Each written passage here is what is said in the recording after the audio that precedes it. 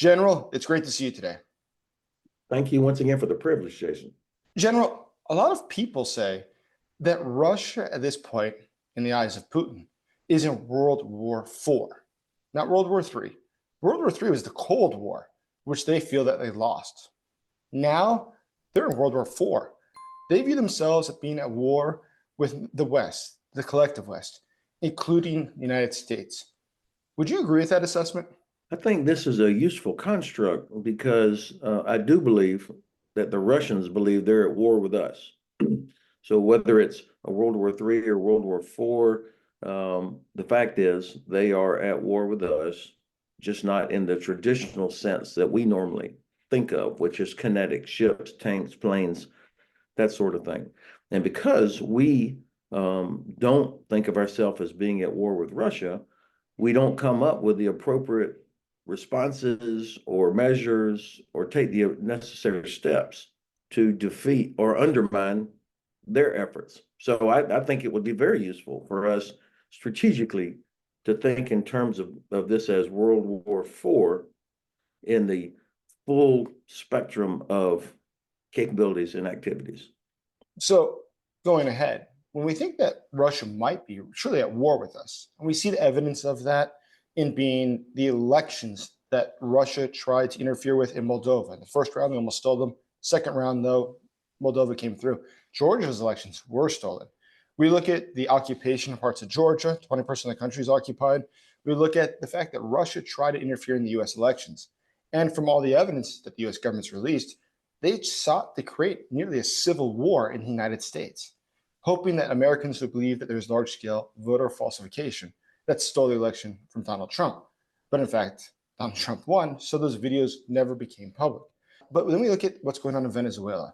We look at what's going on in Africa, where 4 or 5 countries, Wagner-like groups, have overthrown them just in the past couple of years, taking away Francophone Africa. Increasingly, it's becoming a colony of Russia, not France. So when we're looking at this global picture, and Vladimir Putin has had the wise realization that a war with NATO is not winnable for Russia, it's much cheaper and much more efficient to do very tactical, small-scale operations, overthrow a government with a group of 300 guys, or assassinations in Europe, or blow up some arsenals in Europe. There's different tactics that Russia can use, as we saw last week, where it came out that they tried to put explosives on commercial airplanes in Europe.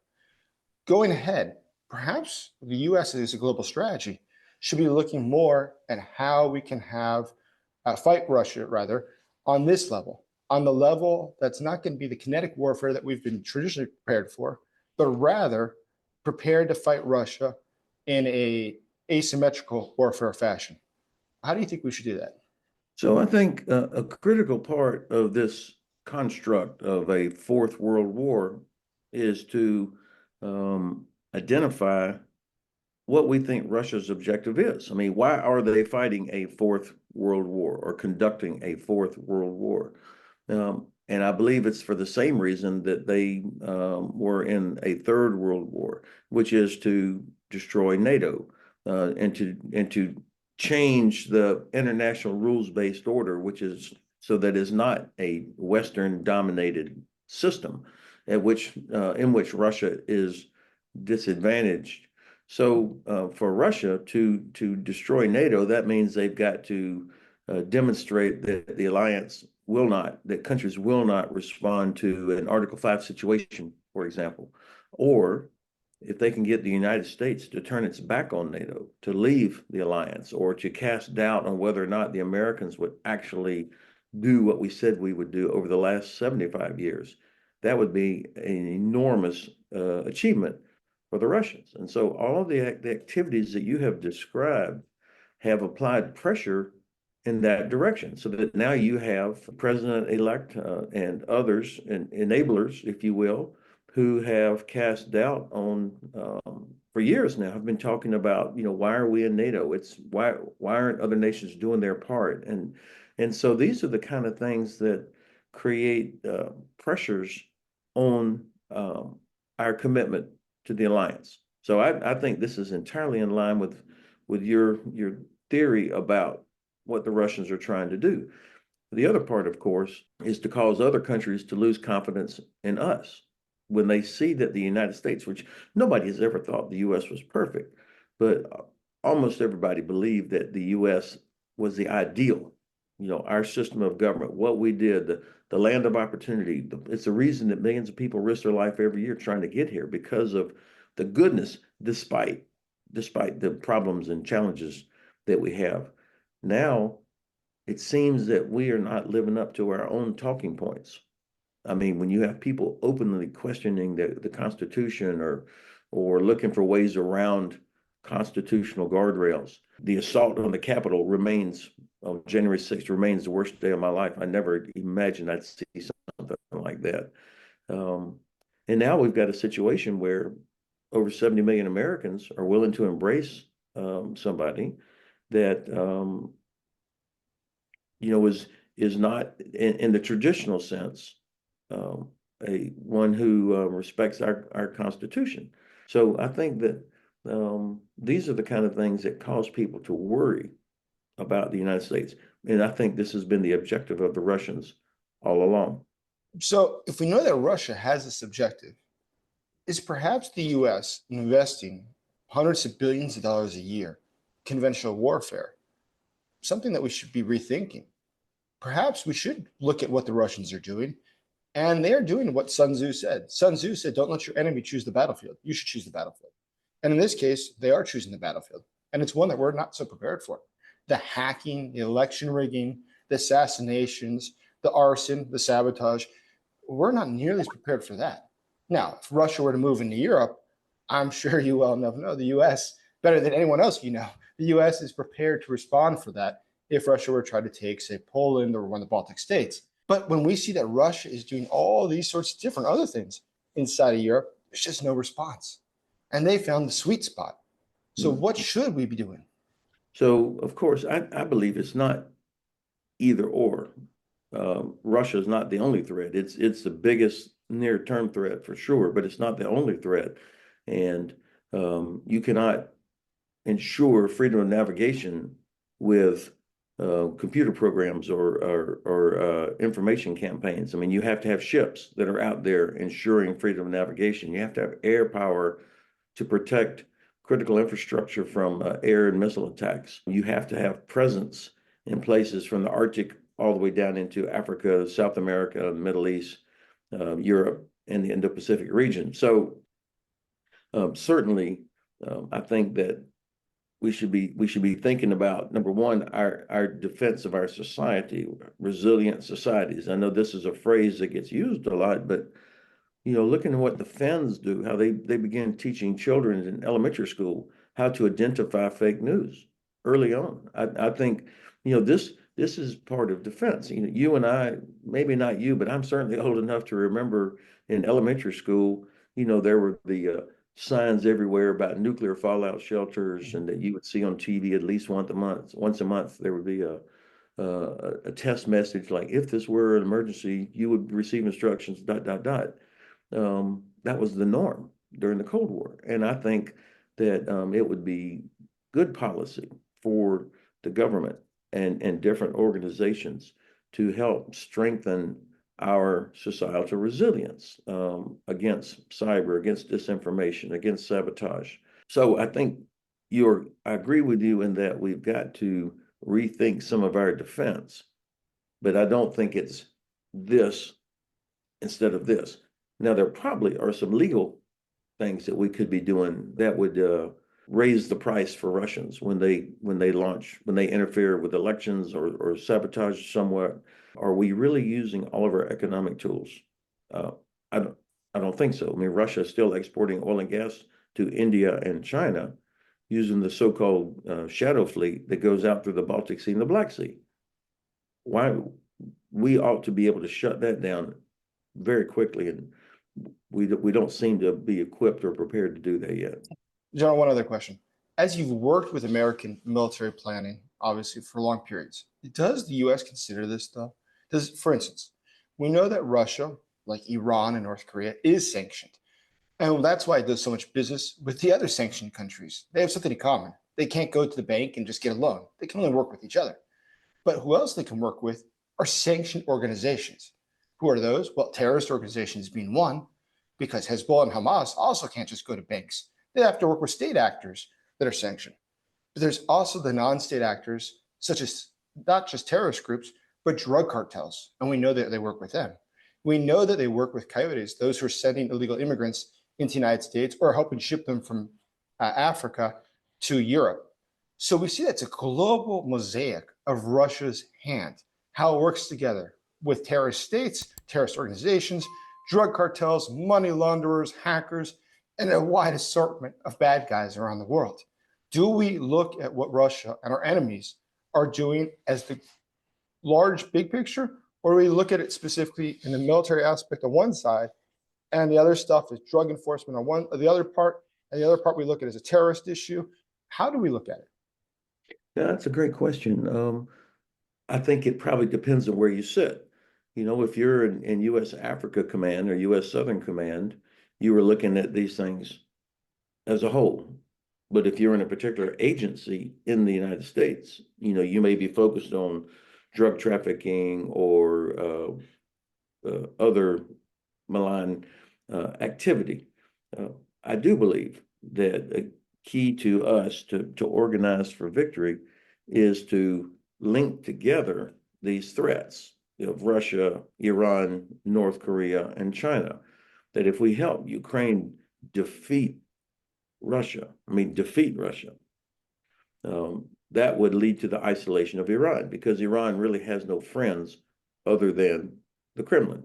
And so if Russia is getting hammered by the Ukrainians, thanks to support from the US, UK, Germany, and others, then Russia would be less capable of helping Iran.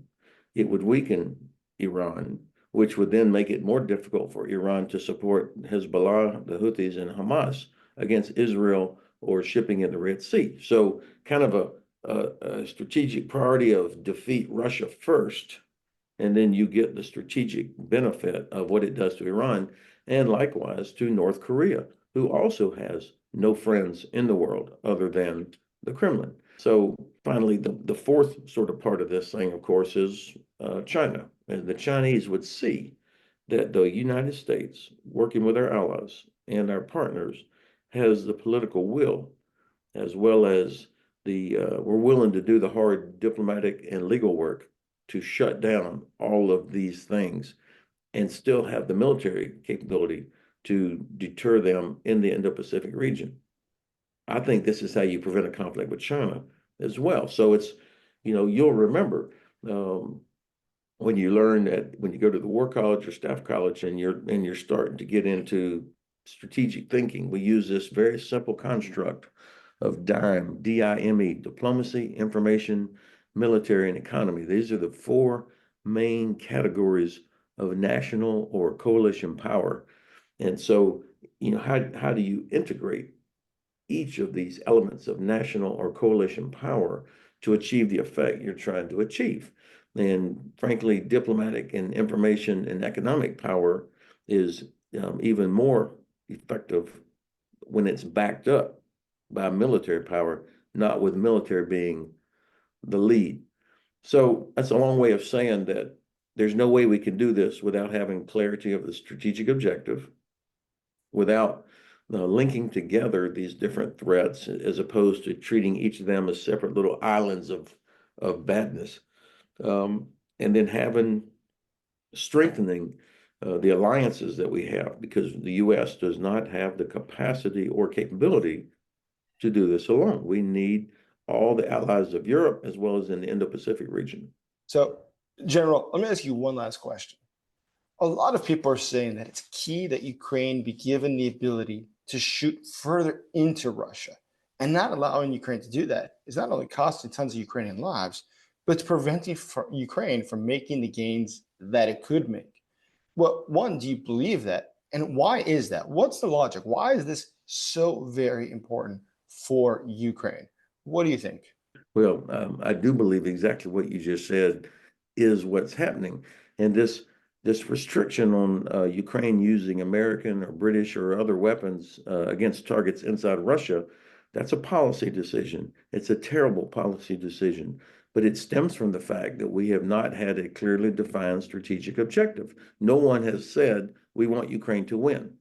Instead, if you talk to senior people in the current administration, they'll say, well, we want Ukraine to be in the strongest possible negotiating position, which means nothing, because that depends on the Russians. And right now, the Russians have no interest in any kind of meaningful negotiations with Ukraine, because they can see that we are tying the hands of the Ukrainians.